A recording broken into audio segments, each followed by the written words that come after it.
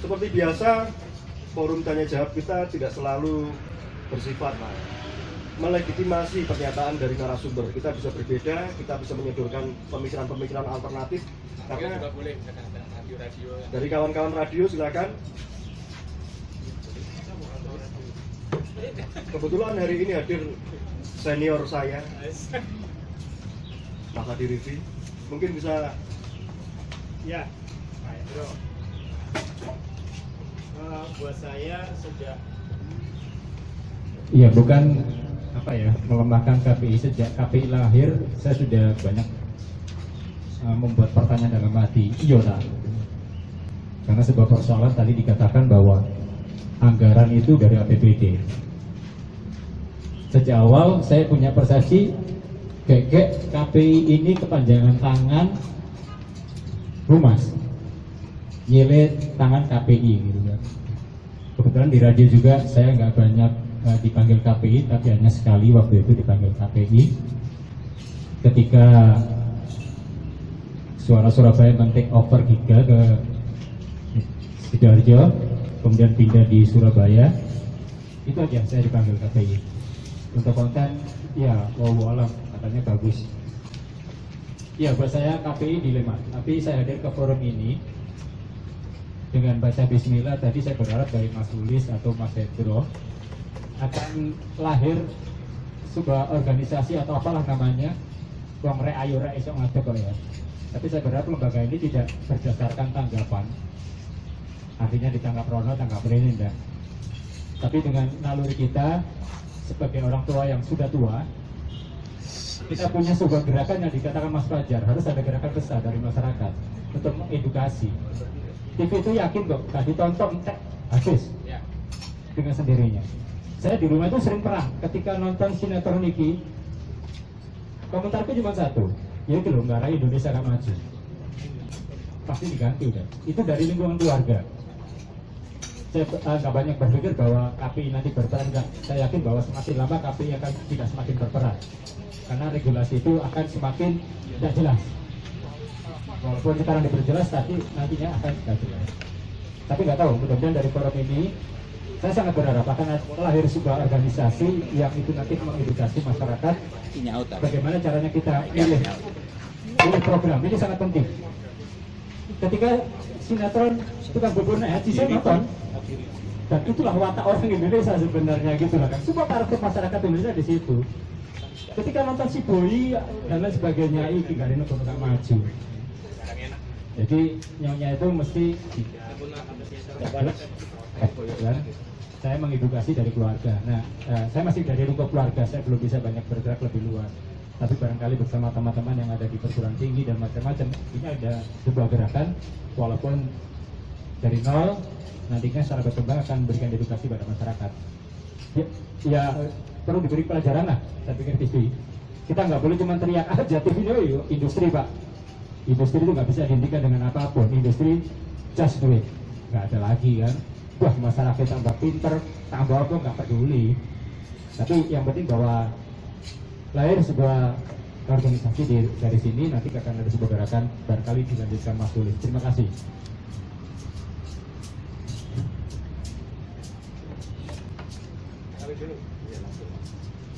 Iya Mas Revi, jadi memang regulasi yang tidak jelas tadi menjadi apa namanya ungkapan Mas Revi ya. Saya kasih bocoran saja bahwa undang-undang yang baru nanti justru malah meniadakan peran KPID. Ini kan aneh gitu. Saya katakan ada apa sebenarnya dengan urusan penyiaran itu? Kok dari tahun 2009 yang katanya revisi 2000 sebelum DPR ganti sudah selesai, kok sampai sekarang belum selesai? Ya berarti ini ada sesuatu gitu. Apa? Ya barang gurih, barang yang kue yang sangat lezat, sehingga Kominfo, pemerintah, kok dibagi nang KPI, kita pangannya sih enak kok, malu, ini marisan depan. Semangatnya masih sangat depan minded sekali, bahwa urusan penyiaran itu diatur oleh negara, frekuensi diatur oleh negara dan sebagainya.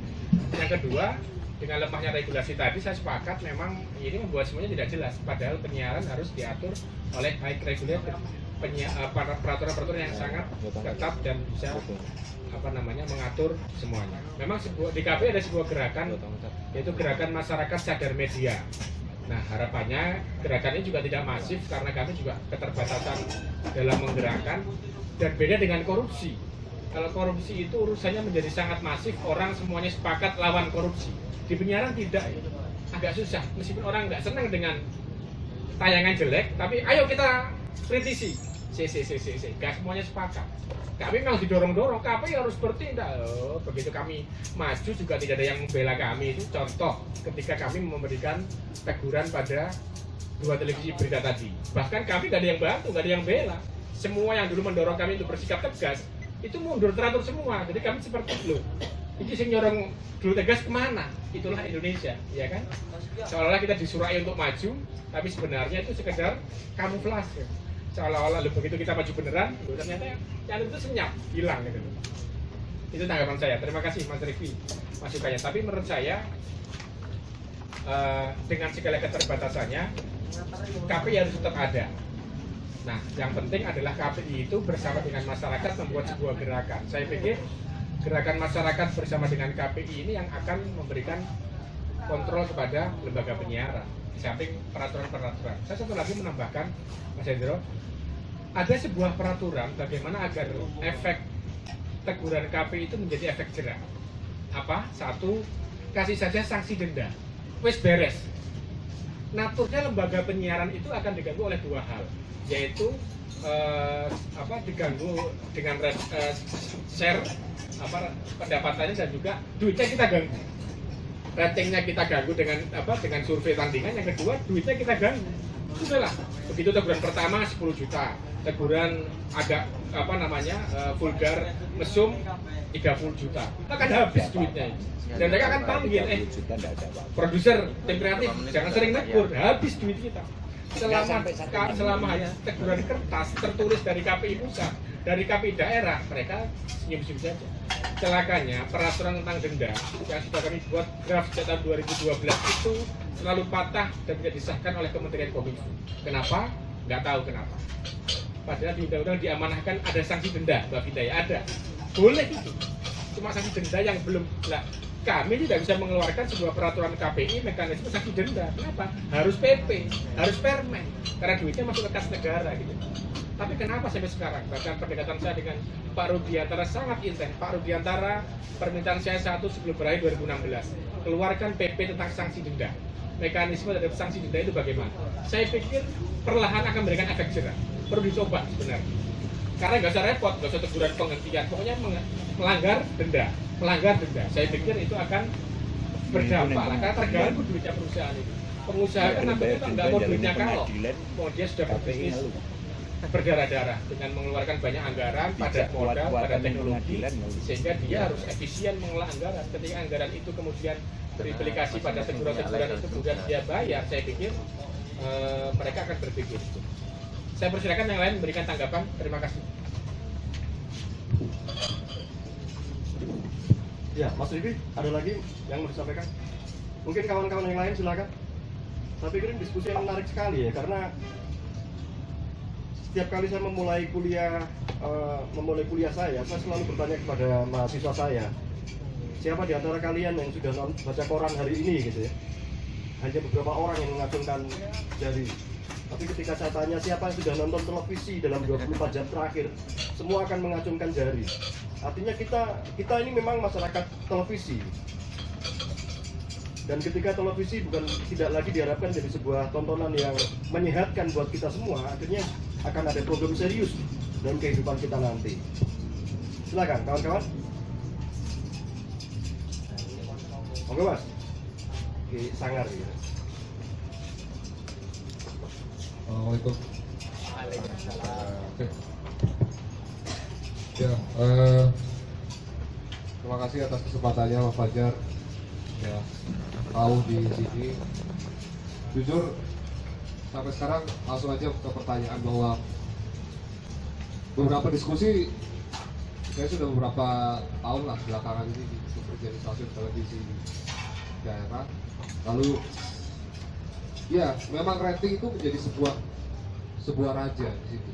Saat ini memang begitu. Jadi stasiun televisi saya juga sering dipanggil KPID karena pakai kinclong atau gemes gitu istilahnya apa itu sering lah. Nah tapi di situ malah ratingnya dianggap baik.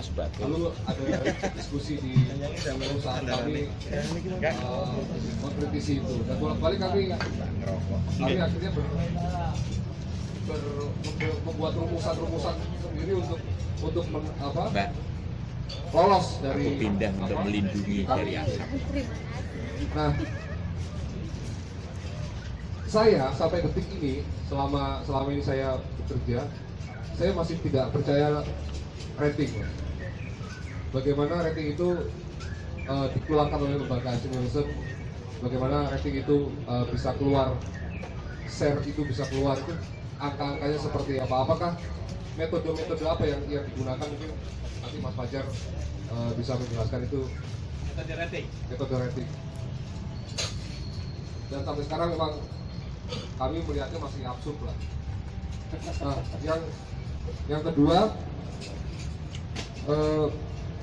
mengambil istilah band dari Bandung bahwa pasar itu bisa diciptakan. Sebenarnya pasar itu ya ketika satu tayangan hantu-hantuan, yang lain tayangan hantu-hantuan, yang satu India, Turki. Ini artinya selama ini Mas Fajar yang bergelut di KPID dan menyoroti lembaga penyiaran, apa ya? Seperti ada sebuah skenario besar gitu. Artinya Mas Fajar selama ini dan kawan-kawan pernahkah mengamati itu dan bagaimana skenario itu bisa terbentuk sedemikian rupa? Ada momennya, selalu ada momennya. Kalau pada saat A ya A semua, B semua. Itu ini yang masih kita buta dengan itu. Mungkin Mas Fajar bisa memberikan ini bercerah. Terima kasih. Oke, terima kasih Raffi. Sekarang di SBO ya, SBO TV. Saya akan sedikit bercerita tentang rating dan upaya kami agar pemerintah harusnya melakukan survei pelengkap Nielsen. Jadi survei audien, Mbak Putri ya, itu hanya dilakukan oleh sebuah lembaga survei satu-satunya, yaitu Nielsen Media Research. Dulu EBG Nielsen, sekarang namanya NMR, Nielsen Media Research, yang memotret ataupun dia sih bahasanya hanya memotret jumlah penonton pada suatu program acara. Saya katakan semua televisi mendasarkan pada Nielsen. Siapa Nielsen itu sebenarnya? Apakah dia punya izin riset yang bertahun-tahun sudah berjalan di Indonesia? Saya secara khusus sempat menghadap Pak Nasir, Menristek Dikti. Pak, tolong panjenengan audit lembaga survei namanya Nielsen itu. KPI nggak punya kewenangan. Kenapa? Begitu kita panggil, loh, apa urusan KPI kok mengaudit sebuah lembaga riset Nielsen? Yang kedua, tujuan kami, Pak, kalau ada anggaran riset di Kementerian Riset Dikti, tolong buatlah sebuah riset penelitian tentang audien. Ini kepentingannya sangat besar. Anggaran kami terbatas, Pak. Nah, meminta anggaran riset itu dari Menristek Dikti. Saya juga mencoba ke Pak Anies, tapi belum tembus. Ke Pak Menkominfo sendiri yang berdekatan dengan KPI, yang anggarannya KPI adalah sepertiganya anggaran sebuah kedirjenan, bayangkan. Juga tidak mau melaksanakan. Kalau zamannya Pak Nuh juga sudah mulai dirancang. Sebenarnya ada apa? Kok semuanya takut membuat sebuah riset pelengkap gitu loh. Saya jadi kaget. Jadi agak ragu. Kok semuanya nggak berani bikin riset Mas Hendro? Padahal sebenarnya kalau mikir anggaran, mereka masih punya anggaran, punya lembaga litbangnya. Itulah yang kenapa saya katakan kami 2015 bismillah, meskipun dikatakan ini belum valid atau masih banyak, kami melakukan terobosan, membuat survei indeks kualitas program siaran yang kami harus lakukan. Karena ini adalah satu-satunya pembanding melengkapi riset Nielsen yang selama ini nggak ada tandingannya. Itu contohnya. Jadi riset Nielsen itu menggunakan menggunakan peralatan yang disebut dengan people meter. People meter itu konon ada di masyarakat dan itu mereka rahasiakan. Kami berkali-kali memanggil Nielsen untuk menjelaskan pola kerja mereka dan mereka mengatakan rahasia. Saya katakan tolong kamu sebutkan satu saja untuk memastikan bahwa itu adalah responden Nielsen yang di rumahnya ditanam alat people meter. Dia katakan, baik Pak Fajar, saya akan tunjukkan, tapi bulan depan dia sudah kita kita grounded dari daftar responden. Bayangkan, jadi orang sudah bocor, oh Mbak Vinda tinggal di sebuah wilayah di misalkan Surabaya Selatan, langsung di grounded, besok lagi tidak digunakan. Lu ada apa sebenarnya? Mas Raffi sempat nggak percaya dengan riset Nielsen karena saya pernah baca riset itu, sebuah radio di Surabaya namanya Mini One yang sudah bersiaran itu muncul angka Nielsennya, pendengarnya, lu itu mati radio ini kan, tapi kok tetap muncul, berarti kan kapan ngukurnya gitu. Nah sebenarnya kita bukannya akan head to head dengan Nielsen, enggak. Survei KPI yang di belakang ini, Bapak Ibu sekalian bisa lihat, itu sebenarnya bukan head to head, itu kami membuat survei indeks yang kami lakukan 2 bulan sekali dengan melibatkan 9 perguruan tinggi negeri di Indonesia. Itu hanya hasil sekedar pelengkap, Mas Indro. Pelengkap apa? Biar Nielsen itu tidak sendirian. Begitu survei ini muncul, ternyata mereka terpengaruh juga. Mereka baru sadar, Nielsen beraudiensi KPI pusat, Pak, kami sadar, kami selama ini hanya memotret jumlah saja. Kualitas belum kami pikirkan. Mulai, kalau nggak salah, pertengahan awal 2016, kami sudah program menyisipkan ada nilai-nilai kualitas yang dia tanyakan kepada respondennya itu. Baru mereka karena meratakan selama ini hanya sekedar jumlahnya saja.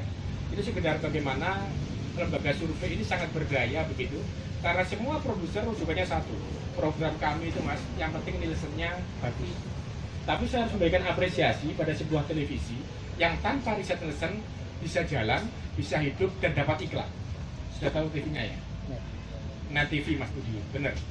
Net TV itu hanya sekedar mendasarkan pada jumlah penonton dia yang ada di YouTube, dan dia jual ke pengiklan dan pengiklan mau. Ini baru satu-satunya. Net TV tidak masuk pada daftar 10, tidak masuk pada daftar yang dipotret Nielsen. Alasannya pendengarnya, pemirsanya jauh di bawah survei Nielsen dan sebagainya. Berarti kan sebenarnya ada yang nggak pas dengan survei ini. Nah, kecurigaan saya menguat, sebenarnya Nielsen ini juga sebuah instrumen untuk menguatkan industri media yang mengeruk kapitalis secara besar-besaran tadi itu. Siapa lagi kalau bukan 10 televisi swasta yang memang sengaja dibuatlah acara Panasonic Award, tujuannya untuk meningkatkan programnya dan pemasang iklan juga dinikmati sendiri. Dan hasil survei Nielsen itu menjadi rujukan satu, pemilik media, pengelola media. Yang kedua adalah pemasang iklan, yang ketiga adalah agensi periklanan. Nah, pemasang iklan ini sebenarnya tidak tahu ditempatkan mana produknya akan ditempatkan. Yang ngatur adalah agensi. Agensi ini tidak ngerti apakah yang di program itu bermasalah apa tidak. Yang penting ratingnya tinggi. Padahal dari kami, ratingnya tinggi biasanya syarat dengan pelanggaran. Pemasang iklan, misalkan Unilever, nggak ngerti. Yang penting kami sudah bayar Mas, budget kami sekian, yang ngatur agensi. Nah, sekarang kami kemarin, sejak 2015 setelah survei ini muncul, kami panggil para perusahaan periklanan, PPI. Kami juga bersama, tolong Anda harus mulai cermat, jangan pasang iklan di program-program yang bermasalah dan dapat banyak pelanggaran dari KPI. Kami surati itu, dan alhamdulillah mereka mulai berpikir, iya ya, jangan-jangan iklan saya ini ditempatkan oleh agensinya di DGS yang sangat melanggar, di program-program yang banyak melanggar. Ini mulai goyang mereka. PPI minta audiensi dengan KPI, kita jelaskan, Pak, ini hasil survei kami, bukan baik-baik dengan Nielsen, silakan dicerna. Banyak memang kelemahan, tapi inilah survei kami yang kami lakukan bersama dengan 9 perguruan tinggi negeri dari Medan sampai dengan Ambon. Silakan dipahami. Dan kita meminta Bapak harus cermat dalam menempatkan placement iklan, jangan sampai memasak iklan di program-program yang bermasalah. Itu upaya kami, Mas. Saya juga nggak ngerti sampai sekarang, sepertinya agak berat untuk menembus. Ada lembaga lain lah yang membuat, Pak Agus Sudibyo pernah ya dengan setnya itu hanya bertahan 6 bulan ya, 4 bulan saja. Itu bagus. 4 kali riset. 4 kali riset. Dan ini sebenarnya tahun kedua kami. Tahun pertama kami sukses, Mbak Putri, dengan berapa ya? Kemarin 2 bulan sekali, 6 kali. Sekarang baru 1 kali saja kami sudah menggabungkan KPI pusat ya, apalagi dengan pergantian komisioner. Berarti ada saja upaya ketika pengumpulan data itu ada yang mengganggu. Kemudian responden kami di sana, ini ada sebuah PT, saya nggak sebut kampus dan kotanya, ada sebuah PTN kok trennya membaik ini. Jangan-jangan responden itu sudah dibeli oleh, ada yang masuk gitu mencampuri riset itu, sehingga nggak fair lagi, kok nilainya menjadi sangat, kenaikannya luar biasa. Ini kan saya curiga, jangan-jangan sudah masuk angin teman-teman di kampus. Siapa yang menjamin? Kami harus mengontrol dari Medan sampai Itu dulu, silakan yang lain. Terima kasih.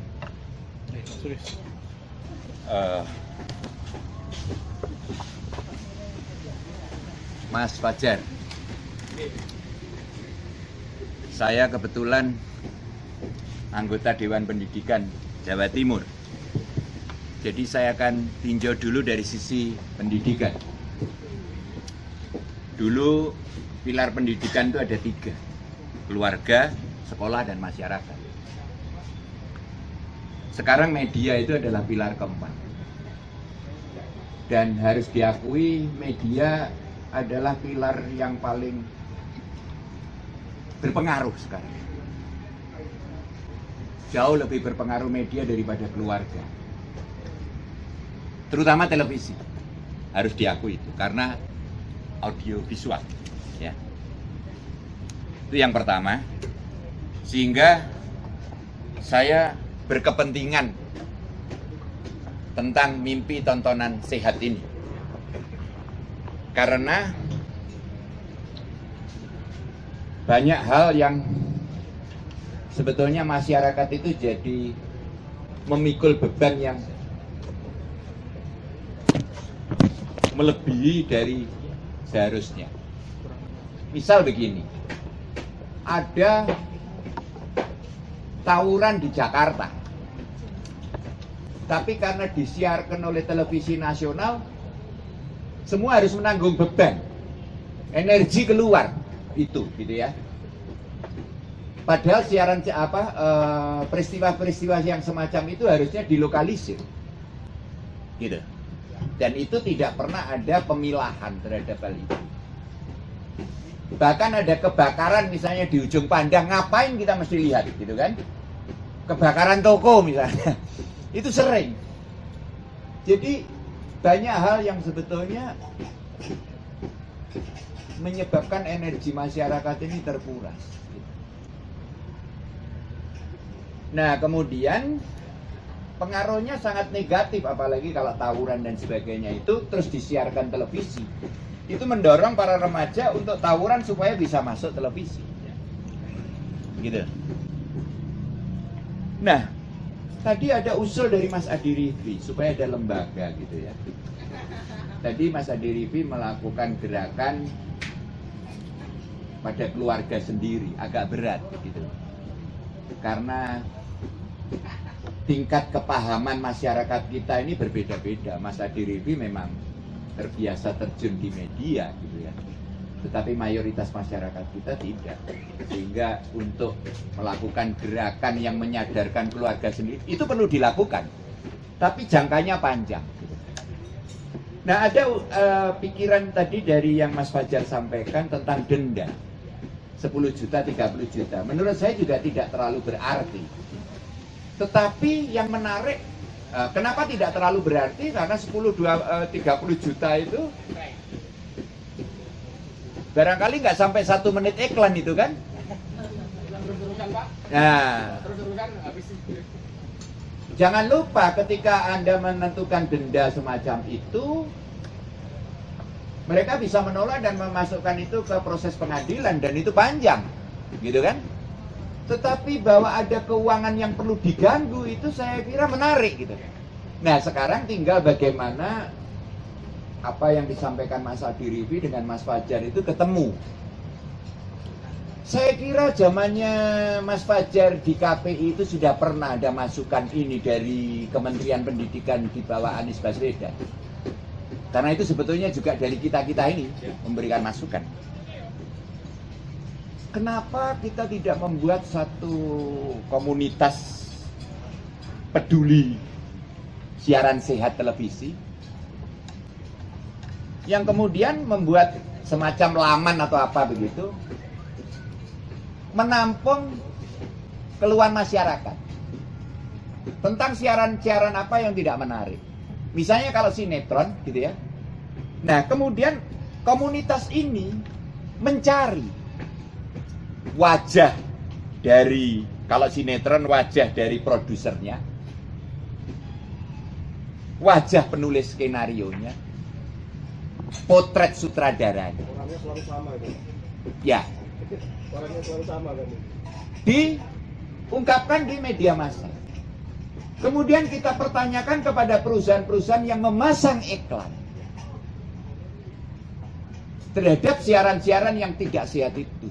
Dengan kita mempertanyakan apakah perusahaan dengan memasang iklan itu berarti mendukung siaran yang buruk ini.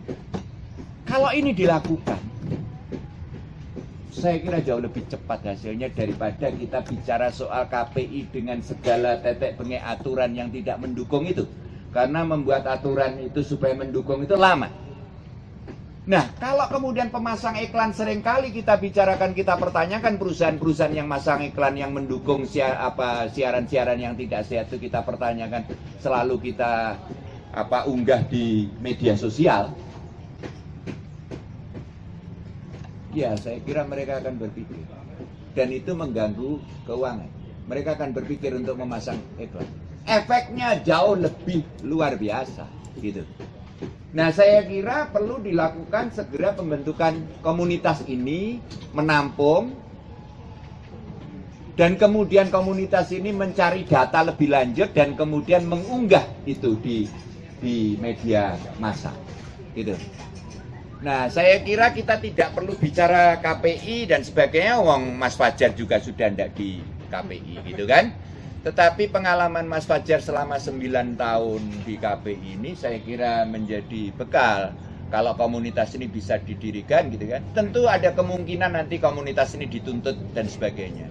Saya kira saya bersedia masuk sebagai salah satu nama yang dimasukkan untuk ikut bertanggung jawab terhadap komunitas itu.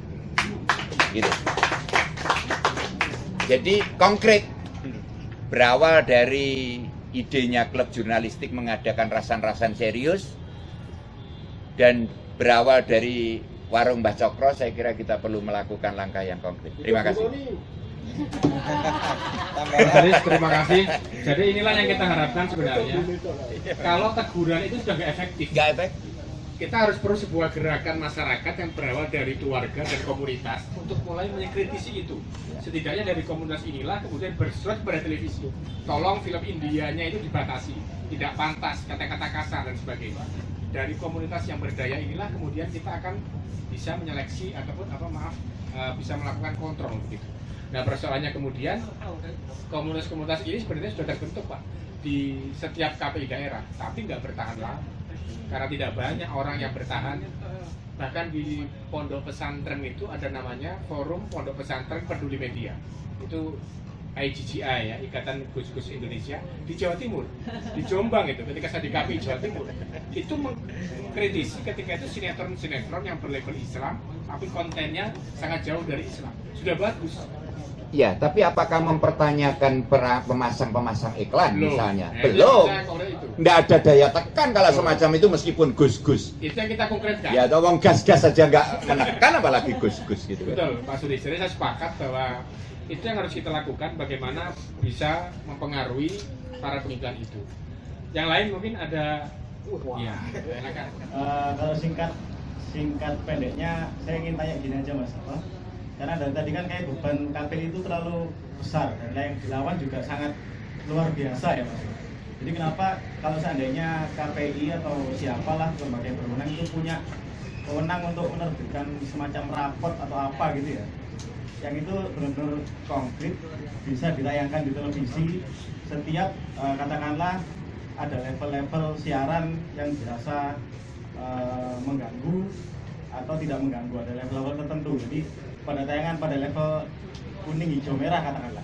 Jadi ketika sebuah tayangan itu sudah berada level kuning, mungkin ada sekian slot waktu yang disediakan oleh stasiun televisi tersebut untuk menayangkan himbauan dari KPI pusat atau dari mana. Yang itu intinya raport dari tayangan tersebut. Raport. Jadi seperti juga ketika kita merokok, Mas. Ini kan orang sudah diperingatkan pun kalau merokok itu berbahaya juga tetap merokok, Mas. Tapi setidaknya kan kalau ada raport itu kan minimal orang mau lihat atau pengiklan pun kan juga agak was-was. Jadi ini sudah level kuning, ketika nanti akan level merah mungkin ada kebijakan yang lain dari KPI pusat atau dari mana yang akibatnya bisa menghentikan siaran televisi tersebut. Meskipun penikmatnya banyak, jadi kan pengiklan juga ada sedikit mikirnya. Saya kira itu dulu. Terima kasih. Gak tahu buka-buka Facebook. Ya Mas, kami memang harus mengakui di KPI Pusat ada problem kelembagaan kami untuk masalah PR-ing dan mengekspos itu. Kami harus akui organ kita sangat kecil, tidak ada unit khusus yang memang, ya betul Pak. 9 dan sekretariatnya sebenarnya adalah BKO dari Kementerian Kominfo. Bagaimana kalian mau bisa berdaya kalau sekretariat saja dari sub dari kementerian? Malah saya harus mengapresiasi teman-teman di KPI Jawa Timur yang berbentuk SKPD, sangat mandiri, sangat otonom, dan bisa mengatur dirinya sendiri. Di pusat loh padahal ini. Itu jawaban saya. Terima kasih Mas masukannya, mungkin itu akan diintenskan begitu ya, sehingga rapot-rapot menjadi jelas, dan kalau perlu apa ya, kami sudah banyak cara kita lakukan. Mungkin Mbak Vinda silakan. Oke, menambahkan dari beberapa teman tadi, saya ketika Mas Fajar cerita sebenarnya sudah berusaha untuk mendenda itu tadi ya, tapi ternyata kalau sampai hari ini itu belum goal dan masih beberapa ada persoalan. Saya ada ide seperti ini. Sekarang itu kan musimnya sanksi sosial lewat media sosial, malah itu justru lebih efektif. Jadi bagaimana kalau kita mengadopsi sistem yang ada di media cetak? Kalau redaksi salah tulis, itu kan meminta maaf selama misalkan 5 hari berturut-turut.